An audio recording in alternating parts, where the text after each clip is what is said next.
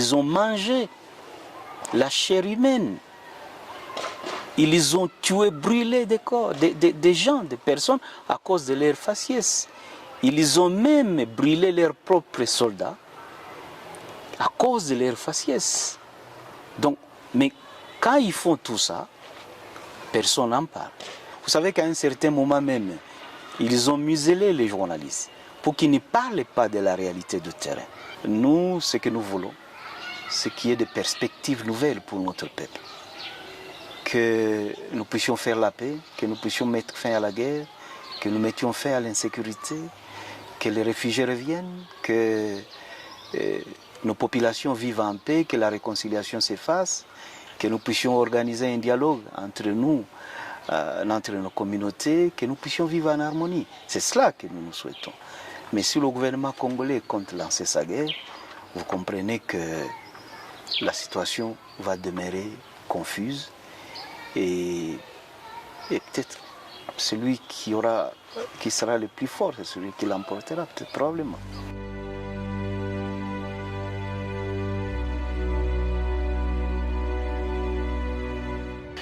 Monsieur le Président du parti M23, on a attendu cette interview. Merci de nous avoir reçus. Je vous en prie. Où en est-on avec la situation sécuritaire et politique? Bon, il faut dire que c'est de l'impasse. C'est l'impasse générale.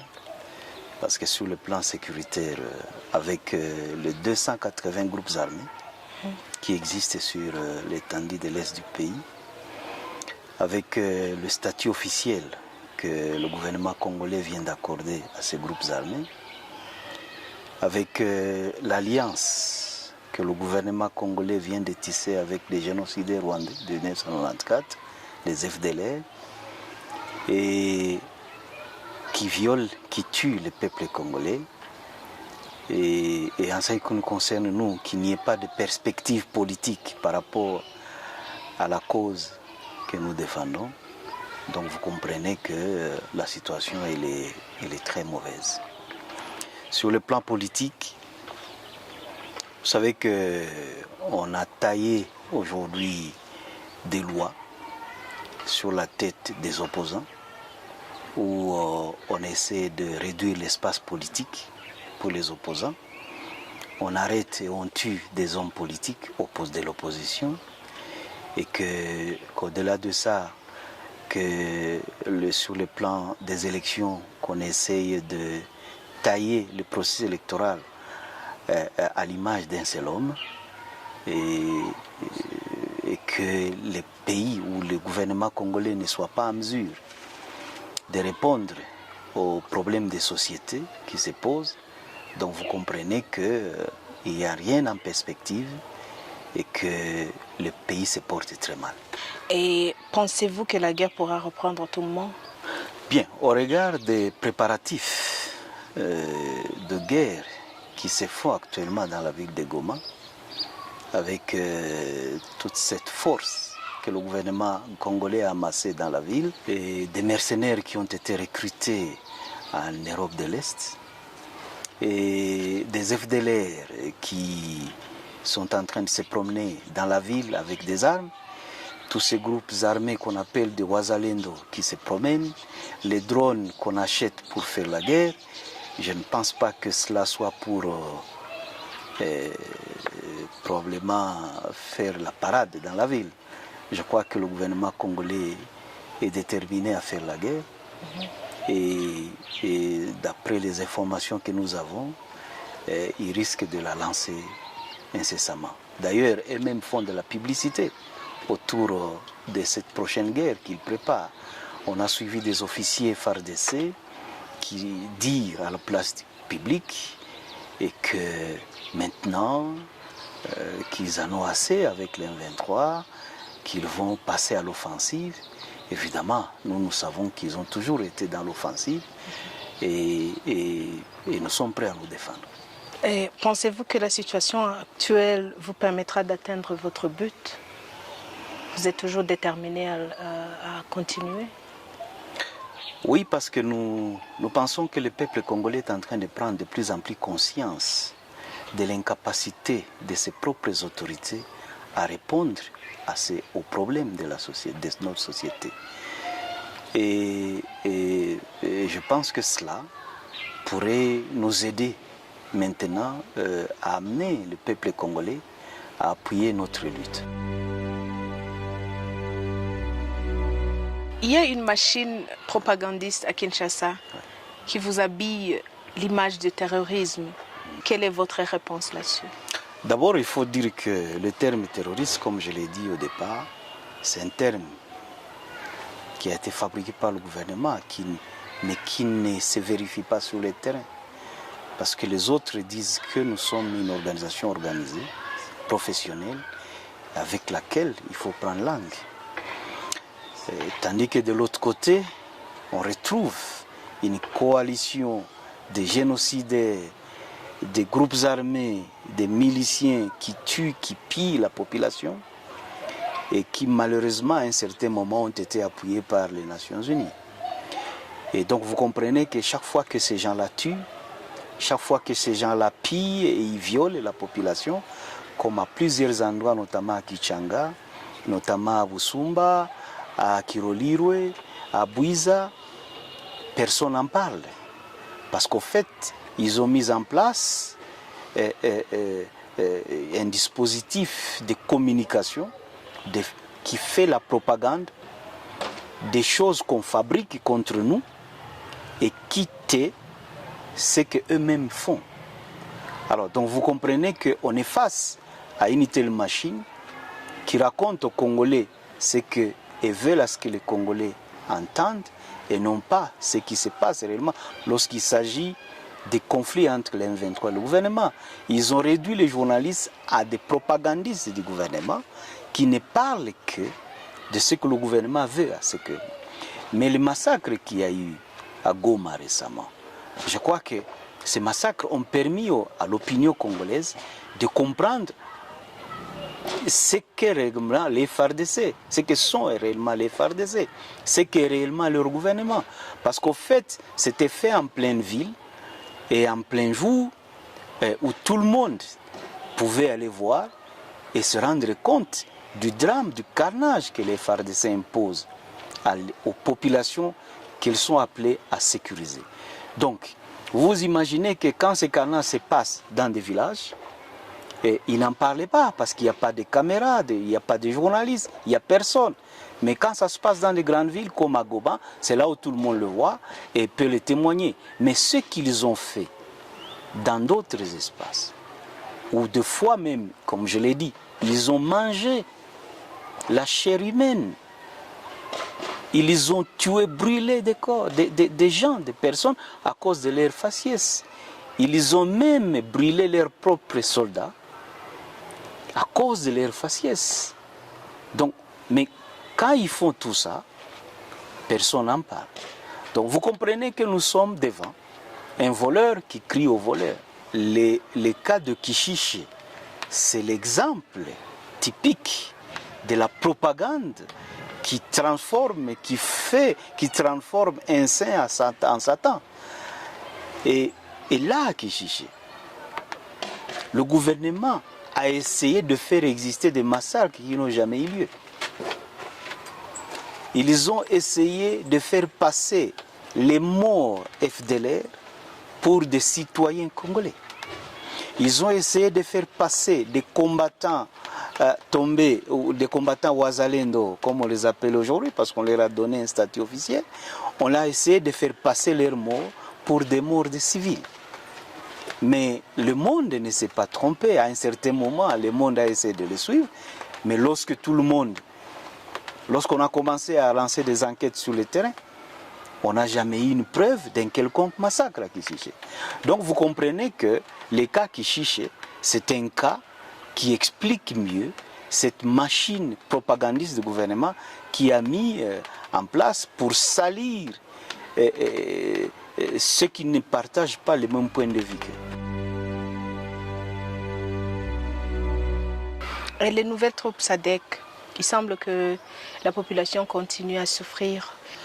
En ce qui concerne la SADC, il faut dire que nous ne sommes pas informés parce que nous ne faisons pas partie de cette démarche-là. il n'y a que le gouvernement congolais qui sait ce qu'il veut. Mais ce que nous souhaitons, c'est que la SADC s'inscrive dans la voie de la paix. Et parce que la SADC a été avec nous lorsque nous avons signé les déclarations de Nairobi. La SADC a signé comme garant de la mise en œuvre de cette déclaration. Je trouverais mal aujourd'hui que la SADC prenne, fait et cause pour une partie au conflit. Je crois que ça serait une contradiction par rapport aux engagements que la SADC a pris. Et bon, on n'est pas associé dans le processus de désarmement, d'après ce qu'il dit. Oui, c'est vrai, on n'est pas associé. Et nous ne pensons pas que ce soit cela qui soit l'essentiel, qui soit ce qui doit être fait. Parce que pour nous, ce qui doit être fait, c'est le dialogue pour faire la paix. C'est le dialogue pour résoudre les causes profondes des conflits. Mais nous avons constaté quand même que la communauté internationale a fourni des efforts pour nous impliquer dans le processus de paix. Nous avons suivi l'Union européenne, nous avons suivi les Nations Unies, nous avons suivi l'Union africaine et même l'East African Community ont demandé au gouvernement congolais de nous considérer comme un partenaire fiable pour faire la paix et qu'il fallait dialoguer avec nous. Mais le gouvernement congolais a refusé cette solution négociée. Eh bien, je pense que ce qui pourrait arriver, le responsable, ça sera le gouvernement congolais. Il y a des élections qui approchent, les élections présidentielles, et visiblement les gens sous votre contrôle n'y seront pas invités. Quelles sont vos attentes? Bien, nous pensons que Tshisekedi a besoin d'un scrutin, mais il n'a pas besoin d'électeurs. Parce que le dispositif qu'il a mis en place, en ce qui concerne la commission électorale indépendante, en ce qui concerne la Cour constitutionnelle, c'est un dispositif qui lui garantit la victoire. Alors pour ce faire, il n'a pas besoin d'électeurs. C'est pourquoi il ne tient pas compte des populations qui existent, qui vivent dans notre espace. Et quant à nous, nous ne pensons pas que les élections sont une solution à nos problèmes. Nous avons des problèmes légitimes, des revendications légitimes qui ne peuvent pas se résoudre par des élections, parce qu'il y a eu des élections dans ce pays-là. Nous pensons que tant que les causes profondes des conflits persisteront, eh bien nous serons là. Et il n'y aura pas de perspective autre que ce qu'il y a aujourd'hui dans le pays. Vu ça, il est probable que le président Tshisekedi peut être réélu ou encore une autre personne du même rang. Et cela veut dire que la situation restera la même ou sera pire. Que prévoyez-vous faire dans ce cas-là, dans un mandat à venir? Qu'on ait les élections, qu'on élise un président de la République qui s'appellerait Tshisekedi, ou qu'on élise un président de la République qui s'appellerait quelqu'un d'autre. Mais si les causes profondes des conflits ne sont pas réglées, eh bien, nous serons là pour les revendiquer. Et moi, je pense que ce qui doit être fait maintenant, même peut-être avant même les élections, c'est justement de régler la question M23 à travers un dialogue. Et cela pourrait faire en sorte que les élections qui vont venir, que nous souhaitons inclusives, ça signifie qu'ils prennent en charge également les populations qui sont dans notre espace, qu'ils soient ouvertes à tous les acteurs politiques, y compris ceux de l'opposition. Je crois que cela augurerait une ère de paix, une ère de quiétude, et qui pourrait créer des conditions pour le développement et pour que tous les Congolais vivent en paix sur l'espace congolais. Il y a 3 rébellions organisées, 3 sortes de rébellions organisées par vos gens durant les 20 dernières années. Quelle différence marque la rébellion actuelle et croyez-vous que vous serez à mesure de réussir cette fois-ci? Bien, il faut dire que d'abord la persistance des causes profondes des conflits nous permet de continuer à exister. Et cette persistance des causes des conflits a permis aujourd'hui au peuple congolais, donc à l'opinion nationale, à l'opinion internationale, de comprendre notre cause. Je crois que c'est cela la différence aujourd'hui. La deuxième chose, c'est que nous avons tiré des leçons de notre passé, de nos erreurs, de nos expériences passées, qui nous ont permis aujourd'hui de nous améliorer, d'affermir notre action et de savoir tenir tête à la menace. La menace que je vous ai dit, c'est ce régime-là qui instaure une idéologie génocidaire, qui instaure une politique d'épuration ethnique. Et je crois qu'aujourd'hui, l'opinion nationale et internationale nous comprend mieux qu'avant. Alors, nous pensons que, vu sous cet angle-là, nous sommes aujourd'hui à mesure de proposer des solutions qui ne sont pas celles qui ont été proposées à l'époque. Parce qu'à l'époque, on est allé plus dans le partage du pouvoir, le partage des responsabilités, mais on a oublié les causes profondes des conflits. Aujourd'hui, nous focalisons l'attention sur le règlement des causes profondes des conflits qui pourrait faire en sorte qu'on éradique tout ce qui pourrait permettre à ce que le pays replonge encore dans la guerre. Mais vous comprenez qu'en face de nous, nous avons un partenaire qui ne voit pas les choses de la même manière que nous. Il va falloir à ce qu'à un certain moment, comme d'ailleurs le souhaite une certaine opinion qui nous appelle évidemment à quitter la revendication vers un mouvement révolutionnaire, il va falloir à ce qu'à un certain moment, on réfléchisse aussi à cette proposition-là pour voir comment instaurer la paix dans notre pays. Nombreuses allégations insinuent que vous fonctionnez sous l'aide du gouvernement rwandais. Bon, je rigole un peu quand j'entends des gens dire cela. Mais c'est peut-être ici l'occasion de profiter de votre question pour demander à tous les États épris de paix et de justice, y compris le Rwanda, d'appuyer ne fût-ce que sur le plan diplomatique la cause du M23. Parce que ce que nous avons en face aujourd'hui à Kinshasa, c'est un pouvoir qui menace l'humanité, un pouvoir qui menace même la région, un pouvoir qui est en train de préparer un autre génocide dans la région qui sera à une échelle beaucoup plus grande que le génocide de 1994. Alors je pense que tous les États épris de paix et de justice feraient mieux de pouvoir nous rejoindre pour que nous puissions éteindre ces feux qui risquent d'embraser toute la région des Grands Lacs. Il y a beaucoup de bruit sur un éventuel cantonnement des M23. Êtes-vous impliqué dans cette discussion vous concernant? Non, nous ne sommes pas impliqués dans cette discussion-là, parce que pour nous, comme je vous ai dit un peu plus avant, nous ne pensons pas que ça soit ça la solution. Et ce que nous pensons, c'est qu'il faut un dialogue qui règle les causes profondes des conflits. Et que c'est de ce dialogue-là que pourront provenir maintenant d'autres possibilités, d'autres étapes qui seront envisagées. Mais pour le moment, nous ne parlons pas cantonnement, nous parlons dialogue. Même s'il y a des négociations, comme vous venez de le dire dans votre réponse avant, et qu'il y ait des négociations que le gouvernement de Kinshasa accepte, qui vous garantit qu'ils vont respecter les accords si ça n'a pas été le cas dans les 20 dernières années? Malheureusement, nous ne pouvons que garantir notre signature, pas celle du gouvernement.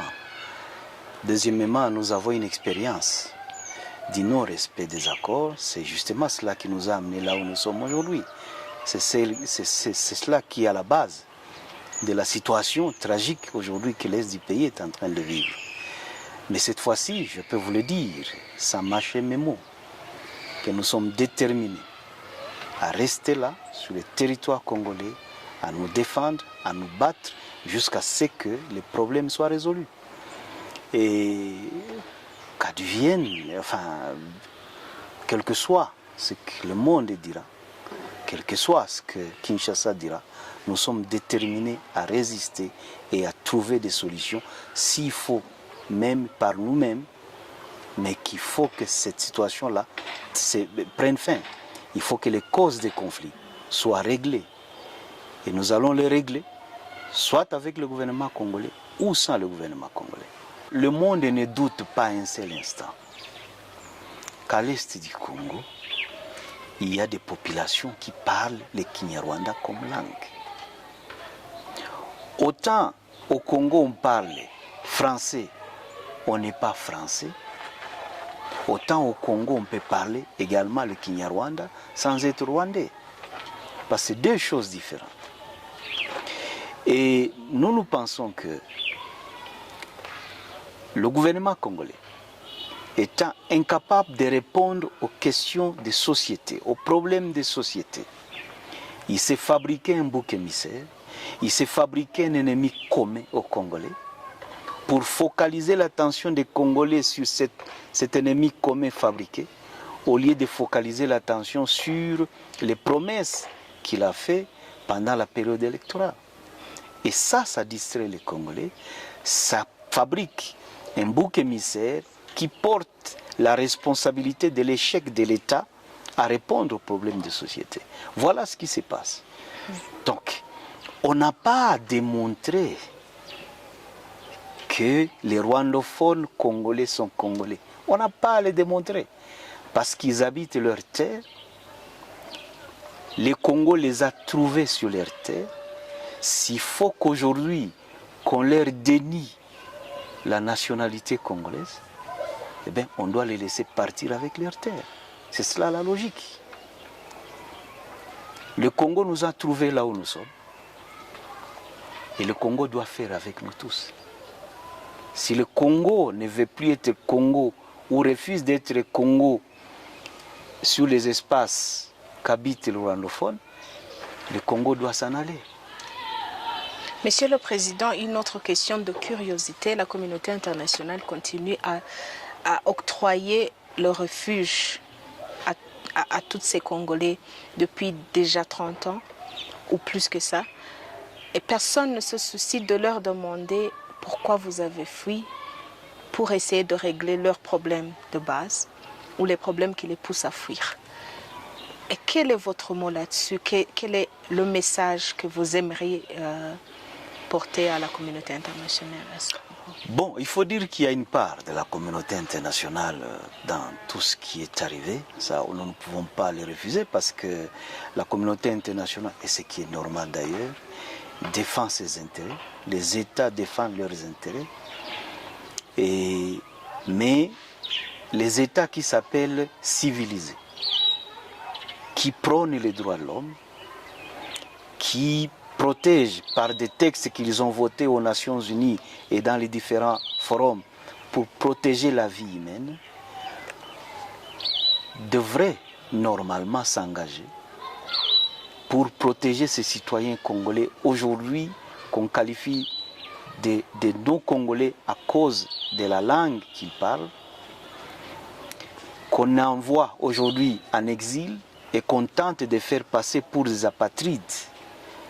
Je crois que la communauté internationale devait se lever ensemble et dire non à ça. Mais il faut dire que si la communauté internationale ne le fait pas, cela ne veut pas dire que nous, Congolais, nous ne devons pas le faire. C'est notre droit. C'est le droit de tous les rwandophones de pouvoir défendre, de pouvoir se lever et défendre leurs droits de cité, leurs droits de citoyenneté. Et je pense que jusqu'à présent, à travers les M23, ils le font si bien. Parce qu'ils ne refusent les droits de nationalité à personne d'autre. Et ils se considèrent comme des Congolais. Ils considèrent tous les Congolais comme des Congolais. Et par contre, ils pensent que le Congo vivrait mieux. Les Congolais se développeraient dans l'unité et non pas dans la division. Ça, c'est que cette population-là qu'on est en train d'exclure pense aujourd'hui.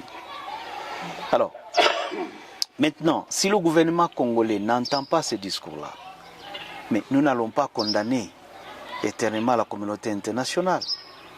Il va falloir que nous prenions nous-mêmes nos responsabilités. Et c'est ce que nous sommes en train de faire.